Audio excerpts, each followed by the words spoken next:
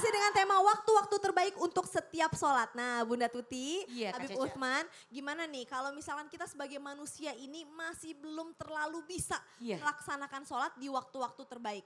Apa yang harus bisa kita lakukan? Montas. Baik, terima kasih subhanallah walhamdulillah. Hari ini kita banyak menimba ilmu. Kalau misalkan kita tahu waktu sholat fardu. Zuhur jam berapa, asar jam berapa, maghrib jam berapa, isya dan subuh jam berapa. Pasti kita akan mementingkan, memuliakan waktu-waktu yang afdol di dalam sholat yaitu tepat waktu. Kapan kita melaksanakan sholat zuhur? Harus masuk waktu zuhur. Jangan sebelum zuhur kita sudah sholat. Maka ketika kita ibadah harus diiringi dengan ilmu. Kalau kita ibadah tanpa diiringi dengan ilmu, otomatis akan ditolak. Sholat zuhur jam 10, diterima tidak sholatnya Bu? Enggak. Sholat asar jam 2, diterima tidak? Enggak. Makanya kita harus tahu kapan tepatnya waktu sholat, maka kita rindukan azan itu.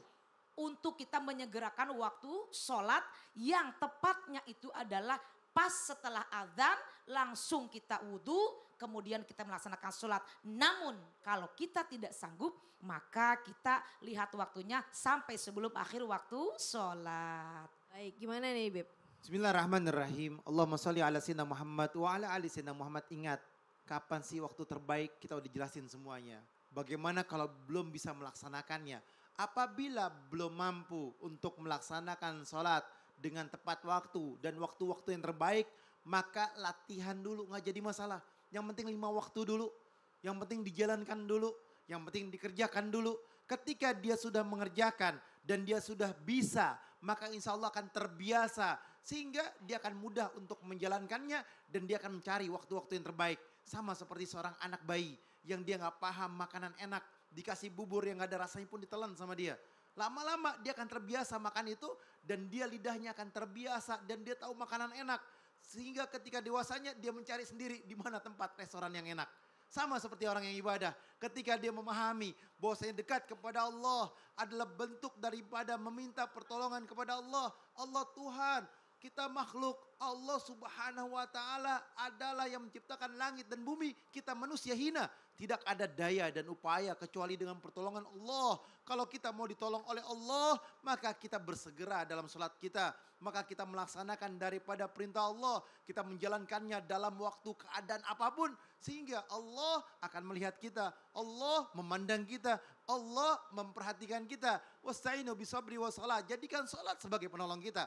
Kalau kita mau ditolong oleh Allah. Kita mau diselamatkan oleh Allah. Kita mau dibukakan pintu jalan keluar dari setiap permasalahan yang kita miliki.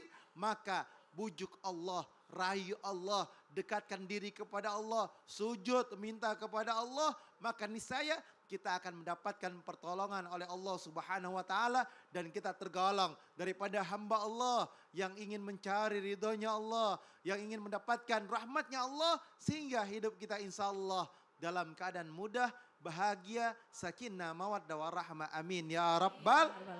Ustaz Maulana boleh dong kesimpulan dari pembelajaran kita pada pagi ini. Kesimpulan dari tema kita hari ini, waktu-waktu terbaik untuk setiap salat. Ingat, ini adalah ibadah. Ibadah itu harus sesuai syariatnya. Syariatnya ada waktunya. Maka salatlah di waktunya.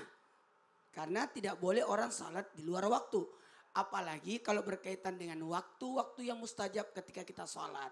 Maka kalau sholat fardu lebih cepat, lebih bagus sesuai waktu. Karena kenapa? Jangan sampai kalau terlambat makin kurang pahalanya. Dan bagaimana dengan yang namanya sholat yang sunnah-sunnah. Kayak sholat sunat fajar, maka lakukanlah sholat sunat fajar. Apalagi namanya rawatib yang mengikuti sholat fardu itu sendiri.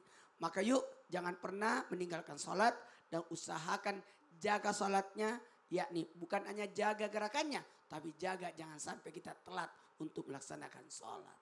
Masya Allah, tabarakallah. Nah, jamaah Islam itu indah. Yuk jadikan sholat adalah momen yang paling indah dan yang paling kita rindukan untuk selalu bisa berkomunikasi dengan Allah Subhanahu wa taala. Sekarang saatnya saya Caca Frederika beserta segenap tim yang bertugas mohon pamit undur diri. Mohon maaf apabila ada salah-salah kata. Insya Allah besok kita ketemu lagi tetap di jam yang sama. Wassalamualaikum warahmatullahi wabarakatuh. Waalaikumsalam warahmatullahi wabarakatuh.